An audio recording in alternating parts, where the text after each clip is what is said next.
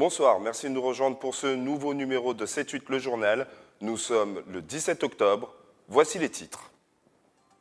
Un grand séminaire sur le recrutement s'est tenu aujourd'hui à Trappes. Le but, créer un véritable plan d'action emploi-formation dans l'agglomération. Nous étions sur place. Et puis le 12 octobre dernier se tenait au centre sportif Les Pyramides à Port-Marly, les universités des mairies 2016. Plus de 400 personnes étaient présentes au rendez-vous. C'est une mauvaise nouvelle pour les automobilistes franciliens. Une nouvelle taxe pourrait voir le jour. Ce nouveau prélèvement dit taxe carburant doit permettre une hausse de la taxe intérieure de consommation sur les produits énergétiques. Explication avec Nicolas Kirilovitz. Avec plus de 5 millions de chômeurs en France, le chômage est l'une des préoccupations des Français. L'une des armes pour lutter contre celui-ci, c'est le recrutement. Un grand séminaire s'est tenu aujourd'hui à Trappes. Le but, créer un véritable plan d'action emploi-formation. Notre journaliste Anne-Laure Languille était sur place. Une petite centaine de formateurs, recruteurs et entreprises du territoire sont venus échanger leurs idées ce matin. Si les Yvelines restent un département dynamique, il n'en demeure pas moins dans les moyennes nationales avec un taux de chômage d'environ 10%. En cause notamment la difficulté des entreprises à trouver des candidats. La plupart des entreprises, en tout cas ce qu'on a constaté aujourd'hui, c'est qu'elles ont des besoins de recrutement, donc d'emploi, c'est-à-dire des besoins réels d'emploi et qu'elles ont beaucoup de difficultés pour trouver les personnes correspondant à ces emplois. C'est surtout dans les métiers innovants ou émergents que trouver un collaborateur reste difficile. Par exemple, là, on manque de chaudronniers. Voilà, par exemple. Ça, c'est pas un métier innovant, mais c'est un métier qui émerge à nouveau. Face à cela, l'agglomération de Saint-Quentin, qui organise cette journée, se focalise sur l'orientation.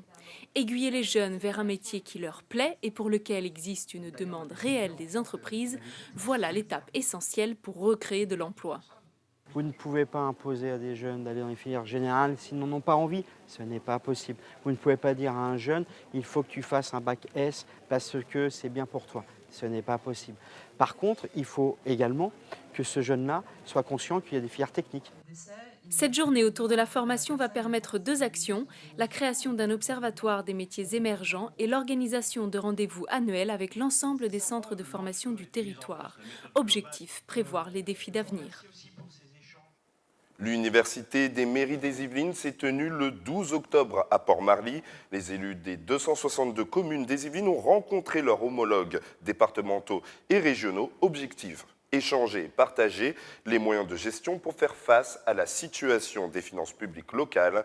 Un reportage signé Nicolas Dandry sur des images d'Yvelines Première. Table ronde, ateliers et formations sur la gouvernance des communes. Voilà le programme de l'édition 2016 de l'Université des mairies des Yvelines. Élus communaux, départementaux, régionaux et parlementaires se sont retrouvés mercredi 12 octobre pour échanger, notamment sur la situation budgétaire des communes yvelinoises. Très exactement dans les Yvelines, le chiffre des dotations aux communes était en 2014 de 300 millions d'euros. Aujourd'hui, il est de 205 millions d'euros. Les communes et les intercommunalités ont été, j'allais dire, les généreux donateurs, un retour à l'équilibre. Critiqué ces derniers temps sur l'augmentation de 66% de la taxe foncière, le président du département des Yvelines tente de se justifier, tout comme la région, concernant les économies réalisées. Un département, c'est la filiale, je le dis pour ceux qui travaillent dans l'entreprise, pour essayer d'être pédagogique, c'est la filiale d'un grand groupe qui s'appelle l'État. Et cet État fait n'importe quoi, est en faillite, et donc transfère dans la filiale que nous sommes tous ces risques pourris. Et c'est pour ça que nous sommes dans cette situation de grande difficulté. Oui, on demande à tout le monde de faire des économies, mais cet argent, je le réinvestis. Et pourquoi je le réinvestis? Parce que ce serait un drame que la France et les communes, notamment, ne puissent plus investir parce qu'on leur coupe les budgets. Donc je suis à fond sur l'aide aux investissements, et notamment des communes. Le projet de loi de finances 2017, actuellement en discussion au Parlement, prévoit une limitation de la baisse des dotations aux collectivités locales. Une mesure prise suite aux annonces du président François Hollande en juin dernier. Et on continue toujours avec de la politique et notamment la primaire de la droite et du centre. Le 13 octobre dernier, les 7 candidats ont passé leur premier oral lors du premier débat. À l'issue de celui-ci, Alain Juppé garde toujours son avance sur Nicolas Sarkozy selon les sondages. De son côté, le président du Conseil général des Yvelines, Pierre Bédier, a donné son avis sur les candidats au micro de Michael Elmidoro. Moi, j'ai signé pour Nicolas Sarkozy. Je n'ignore rien des défauts de Nicolas Sarkozy, mais je connais aussi ses qualités. Je pense qu'il en a une que les autres n'ont pas, c'est qu'il a déjà été président de la République et que donc il sera tout de suite opérationnel. Alain Juppé a exercé des responsabilités très importantes, mais il n'a jamais été président. Les autres, qu'il s'agisse de François Fillon, de Bruno Le Maire, de Nathalie Kosciusko-Morizet, de Jean-François Copé, de Jean-Frédéric Poisson, je crois que je les ai tous cités, aucun n'ont exercé ces responsabilités. Or, il faut savoir deux choses. Maintenant, c'est un quinquennat.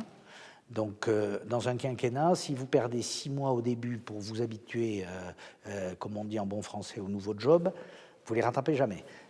Le week-end dernier, dans la nuit de samedi à dimanche, des policiers ont été pris dans un guet-apens suivi d'échauffourées avec une centaine de jeunes dans le quartier du Val-Fouré à Mantes-la-Jolie. Pour le moment, aucune interpellation n'a été faite, mais aucun blessé n'est à déplorer. Cet incident intervient une semaine après la violente attaque au cocktail Molotov qui a blessé 4 policiers à Viry-Châtillon dans l'Essonne. Dans le reste de l'actualité, la ville d'Elancourt vient d'officialiser son jumelage avec la ville maltaise d'Attar. Une délégation s'est d'ailleurs rendue dans la ville pour une visite de plusieurs jours. Un reportage de Michael Elmidoro et Nicolas Kirilovitz.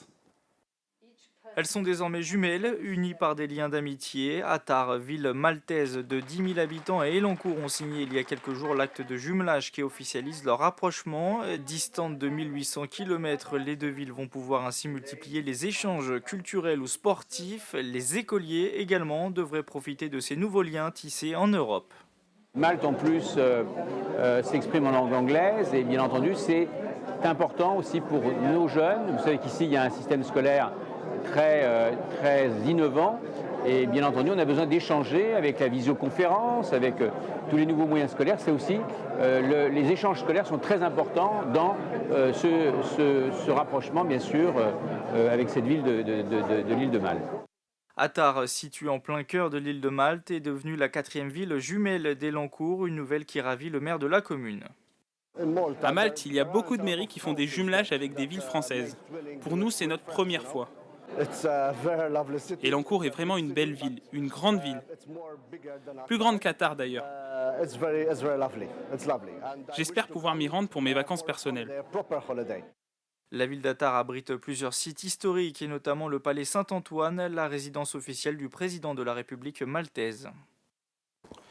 C'est une mauvaise nouvelle pour les automobilistes franciliens. Inscrit dans le projet de loi de finances 2017, une hausse de taxes pourrait arriver. Ce nouveau prélèvement, dit taxe carburant, doit permettre une hausse de la taxe intérieure de consommation sur les produits énergétiques. L'objectif, Nicolas, en gros, c'est de permettre le financement du pass Navigo unique. C'est cela, Haussmann. Pour justifier cette hausse qui doit encore être votée avant la fin de l'année, la région présidée par Valérie Pécresse et le gouvernement mettent en avant l'argument du pass Navigo. Celui-ci est désormais soumis à un tarif unique, 73 € depuis cet été. Le tarif unique, lui, c'est une mesure qui a été mise en place par l'ancienne majorité socialiste. Problème, ce tarif unique entraîne un déficit de 300 millions d'euros pour le STIF, le syndicat en charge des transports en Ile-de-France. Et donc, pour tenter de combler une partie de ce déficit, Haussmann, le projet de loi de finances actuellement discuté par les parlementaires prévoit une hausse de la taxe carburant. Alors, concrètement, on va avoir une hausse au niveau des pompes ? Oui, pour les automobilistes, exactement. C'est ce que prévoit le projet de loi. Une hausse maximum du litre d'essence de 1,65 centimes et 1,77 centimes pour le litre de gasoil, soit concrètement, et ça semble tout de même rester raisonnable, une hausse inférieure à 1 € sur un plein de 50 litres. Alors, a priori, elle a l'air d'être limitée, mais ça doit en gêner pas mal. Oui, effectivement. Enfin, les avis sont plutôt mitigés du côté des automobilistes, entre ceux qui disent une nouvelle fois c'est nous qui allons payer, et puis ceux qui comprennent l'intérêt d'une telle mesure. Écoutez ces quelques avis sur la question.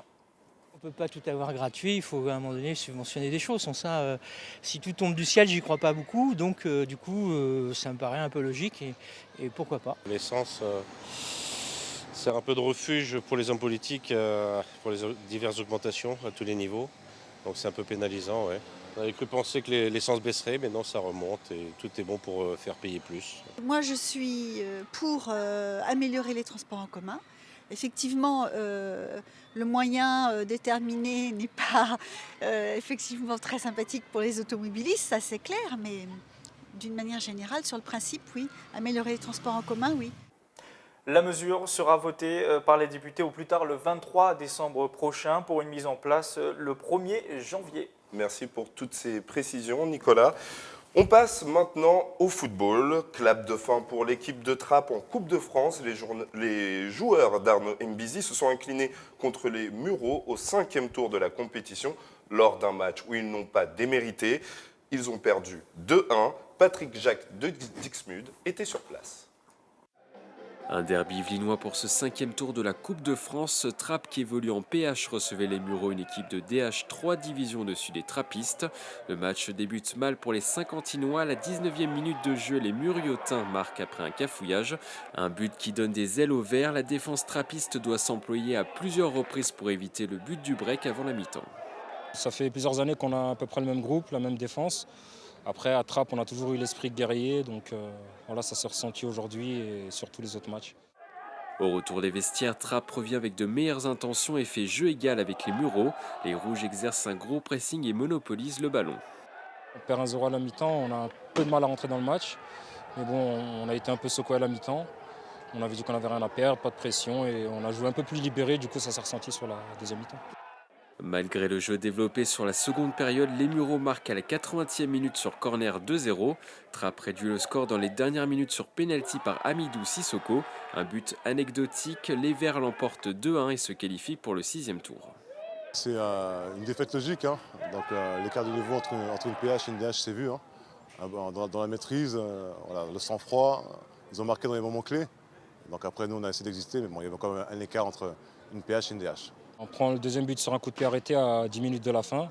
Ça joue sur des détails. Voilà, on a vu la différence de niveau sur le deuxième but. Maintenant, c'est à nous de bosser pour pouvoir les rejoindre un jour. Trappes va à présent refermer cette parenthèse Coupe de France pour se reconcentrer sur le championnat. Les joueurs d'Arnaud Mbizi sont 12e de PH après 3 journées disputées. Dimanche, si vous étiez à la recherche d'un vélo pas cher, il fallait être à la 2e édition de la Brocante Vélo, organisée par le Vélo Club de Montigny-le-Bretonneux. Les visiteurs ont pu découvrir des stands et des animations toute la journée. Écoutez Jean-Marie Bron, un des bénévoles. Tout type de vélo, beaucoup de vélos enfants, les enfants grandissent vite et donc ils peuvent trouver un vélo pas cher ici. Laisser celui qui n'est plus à la taille, on reprendra à la taille. Et il y a beaucoup de VTT et il y a des vélos de route aussi. La majorité des vélos que l'on vend, on les vend entre 30 et 80 €.